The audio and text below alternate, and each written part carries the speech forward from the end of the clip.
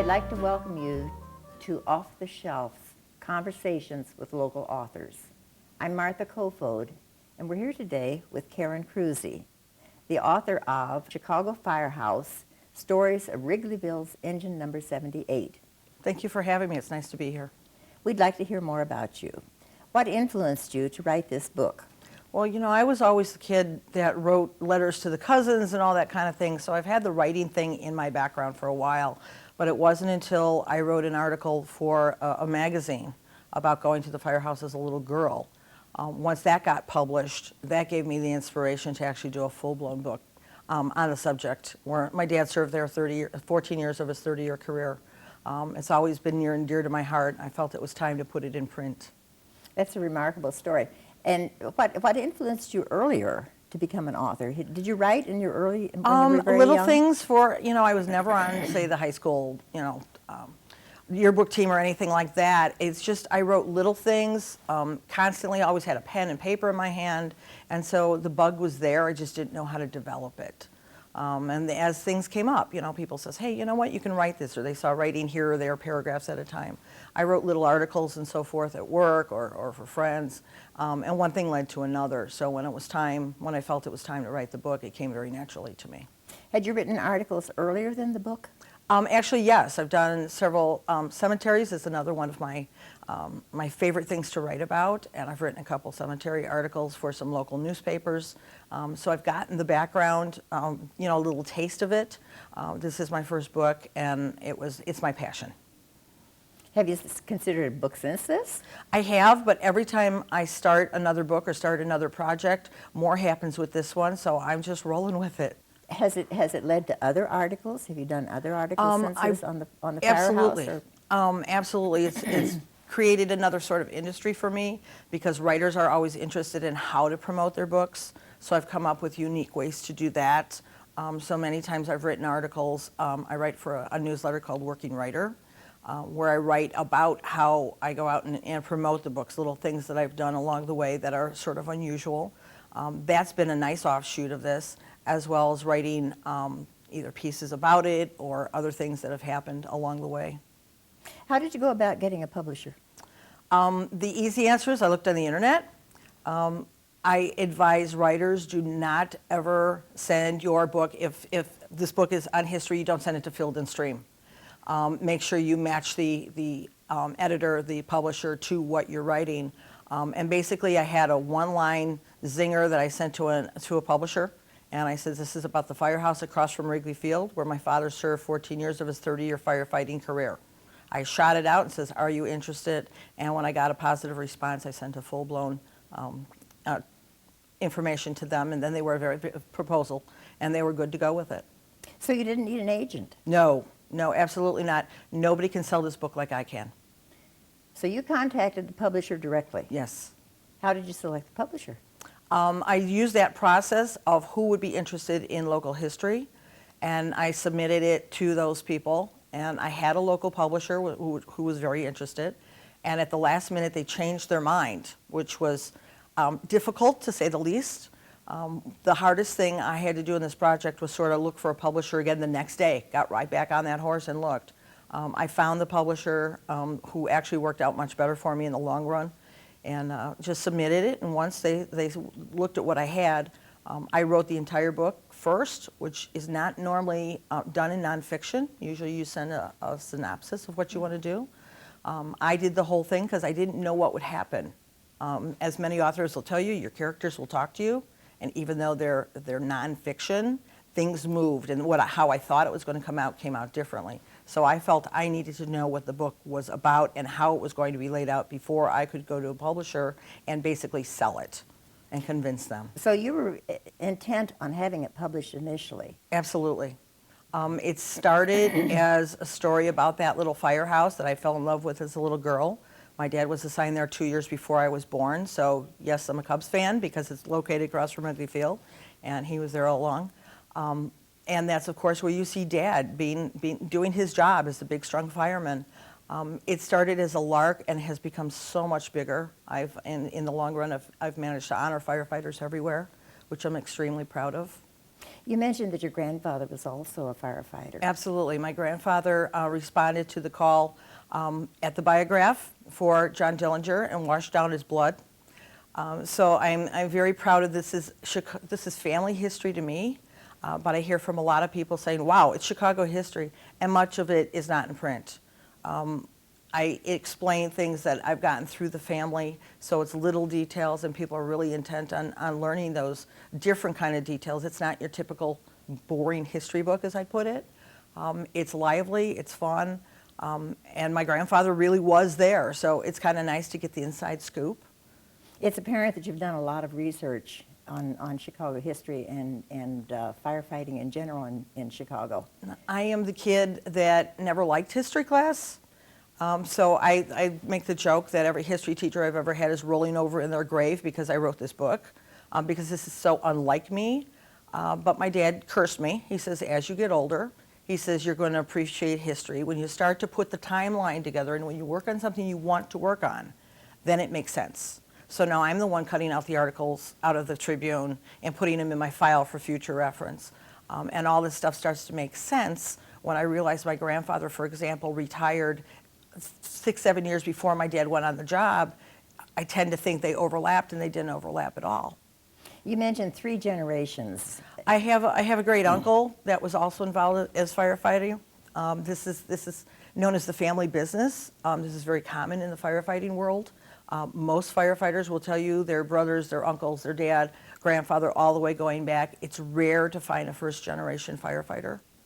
So this is the way the fire gene just came out in me. I noticed that you initiated or were influential in Firefighters Museum. Yes, actually I was. I'm very involved with the Fire Museum. I am considered a founding member. We have a museum on the south side now that we're getting up and running. It's frustrating that Chicago didn't have a museum long ago, because all other major cities do have firefighting museums. But I know all the board members, and I attend a lot of the events and have a good time with that. And the guys are extremely supportive of what I've done and appreciate what I've done for the firefighting community. Have you done any research into fireboats? I actually talk about the one fireboat that's still in existence. I didn't do a lot of research. The one thing that my father found, it was amazing. I thought I knew a lot. I didn't know anything. When I started writing, things came out of my dad that I didn't know. In the 30 years that he served on the fire department, he was thanked once for saving a life, which is upsetting to me. So I'm emphatic in the book that firemen should be thanked and appreciated for what they do every day. One of the things that he found in his collection was a matchbook from a fireboat, which I now have in my collection. So I didn't do a lot of research. I did what I needed for that, because the focus really is on the Wrigleyville Firehouse, but I touch on a lot of Chicago fire history as well. I noticed that you have a shirt with Chicago engine number 78. Bless my mother, when this book came out, one of my birthday presents was several shirts that she had, done at the local store to wear to my lectures. So whenever I represent my book, I want to represent myself as well. So I wear, I've got the different colors, and I do the things for the spring, summer, fall, whatever I need. But that's been a lot of fun to represent the fire department my own special way and represent Engine 78. As an author, do you mentor any other young authors? Or I try every once in a while. I will get a request, and I always tell them to email me, and I'll direct them. I had a couple fellows that was working on a book at one point, and I sort of directed them how to find a publisher and that sort of thing. Part of the mentoring can be helped when I write for Working Writer as well. Tell me about that. What is that's like a 12-page newsletter, and it's a newsletter about writing for writers, written by writers. The editor considers me her regular contributing columnist, and she likes the quirky stuff that I come up with. I'll be talking to somebody in a parking lot, and the next thing I know, I've got a sale, and it's that kind of thing. So my little niche is promotion. Is what. The Sun-Times called me, the editor of the Sun-Times at the time said that I am the shameless promoter, the shameless self-promotion. But that's what a writer has to do. And you don't realize that until a book comes out, that it's not all your publisher. You're you really have to do the lion's share of the work to make sure the word gets out and seek out these kind of things. I've noticed that you've had significant recognition from I have. institutions. I have. My book is in the Library of Alexandria, Egypt, which is considered the world's depository of knowledge. It's on several large cruise ships, which at the time they were the largest, and I said, you know what, I'm going to send it there. Every year I try to pick a couple places that's important to me. So I send it. I had been in New Orleans, actually right before the flood, before the hurricane, and I wanted to send it to the diocese. I had been to one of the giant churches down there, so they accepted it. It's in the Smithsonian. It's any quirky place that appeals to me. I write a letter. It's in Illinois Masonics Doctor's Lounge because that's where I was born. Now, the Smithsonian, do you have to apply to have it in there? I wrote a letter and they said, sure, we'll take it. And I sent it. And I says, all I ask in return is a letter on your letterhead so I can put it in my ever-expanding scrapbook. It appears to be unique. Is it, have you researched, are there other stories of firehouses or firefighting? This is the only book on a Chicago firehouse that's unique to its own firehouse. The Chicago Fire Department historian has told me he wished other firehouses had gone to this, that somebody has written a book for them. There's books that include every firehouse that give like the size and that sort of demographic, but nothing to this specific to one firehouse and the neighborhood that surrounds it. Well, it's a remarkable accomplishment. Thank you. And I really praise you for that. Do you have any future plans for either in a historical book or? I suppose eventually, but I'm sort of taking this where it takes me. I'm just sort of following the leads and doing what comes up, such as this fabulous interview. I love talking about it. This has been my passion for the last 10 years. And as many people think, you're still talking about it. You know what? People are still asking. People still want to know. It's huge. Cub fans are interested. I have a chapter in there on Graceland Cemetery, so I get a lot of requests. I just had a man in Chico, California, had found pictures of my cemetery work on another website, and he wanted to use the pictures for a PowerPoint presentation he was making, and he says, can I do it? And I says, absolutely, and of course I told him, he was excited by the book because it turns out he's a woodland firefighter. So he was interested in the book as well because of his fire connection. Many people don't know about it when they find out they are interested, so it's my goal to get it out. And the introduction by Mike Ditka, how did that come about? That's a fun story because the easy answer is I asked. It's amazing what people will do for you if you're nice. Ditka, remember, Mike Ditka was drafted by the Chicago Bears in 1961, and the Bears played at Wrigley Field for 50 seasons, which most people don't realize it's that long. But he used to come in the firehouse all the time and sit and shoot the breeze with the boys in the kitchen. So my dad says, well, he was in the firehouse all the time. I says, you're not scaring me. So I wrote him a letter. WGN radio was wonderful. I talked to the producers there, and they gave me addresses for several Chicago Bears players that I could contact them. Ditka was head of the New Orleans Saints at the time, and I told him I'm a fireman's kid working on this book, and he used to come in the firehouse, and 13 days later, my phone rang, and there was the coach, and there I am, his assistant says, can I put him through? And I says, no, my nails are wet. Of course you can put him through. I have never met Mike Ditka, that's the joke. I have not had him sign my book, which I would love, but I've had other people come to me and say, oh, gee, I had Ditka sign this book, would you sign it too? Oh, you want the lowly author to sign it. So he was wonderful, he was friendly, and he says, Karen, anything you want to do, you let me know. He apologized for not having firehouse stories, but he told me great stuff on George Hallis that I put in my Wrigley Field chapter. So when it was time to get the foreword, I called his office and I asked the assistant, do you remember me? And she says, yeah, my husband's a New Orleans firefighter. Of course I remember you. And so she asked him and he agreed wholeheartedly. Is there a favorite story you have from the book? Actually, I do. I was 3 years old at the time. My mother used to, and you're old enough to know what ironing is. And my mother swears she hasn't ironed since I left the house 30 years ago. But she used to set up her ironing board in the living room when Dad was at the firehouse and turn on a Cubs game because one mindless activity deserves another. And all of a sudden, there's Jack Rickhouse says, oh my God, look at this. And the camera turned over to the right grandstand, And there's my father in silhouette putting out a hot dog stand. This is when they used to have the hot dog stands through the stands. It was 1961. And he's standing there with the hose putting out the hot dog stand. It's the only fire the biggest fire Wrigley Field had.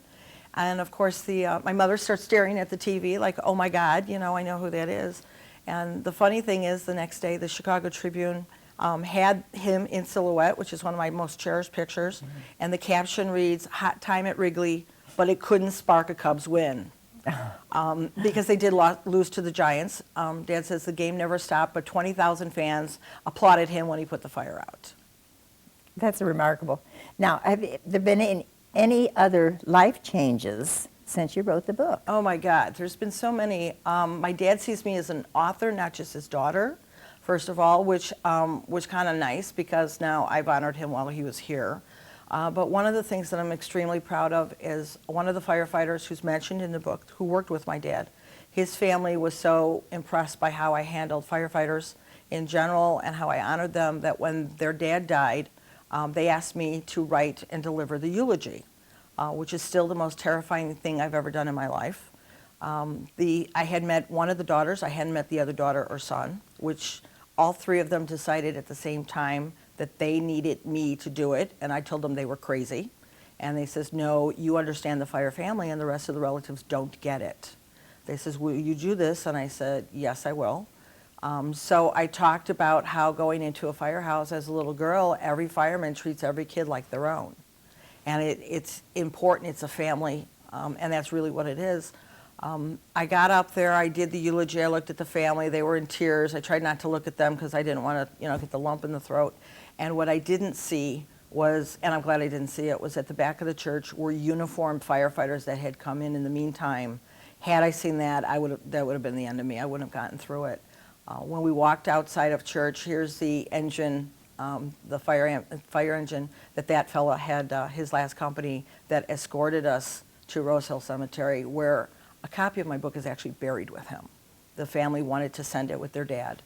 And they says, I said, do you want it autographed? And they said, yeah. So that's the ironic part is I sent it to St. Peter. It went to the other side along with him, and I'm extremely proud of that. What a remarkable story and what an honor to you as well. It is. It's still the most incredible thing I've done, and it was just an honor for just to be asked to do it. Thank you, Karen, for sharing all this with us today. Thank you very much. If anybody's interested, they could always look at my website, www.achicagofirehouse.com, and to learn more. Thank you again. Thank you very much for having me. And thank you for joining us on Off the Shelf, Meet the Authors. Please join us again next time.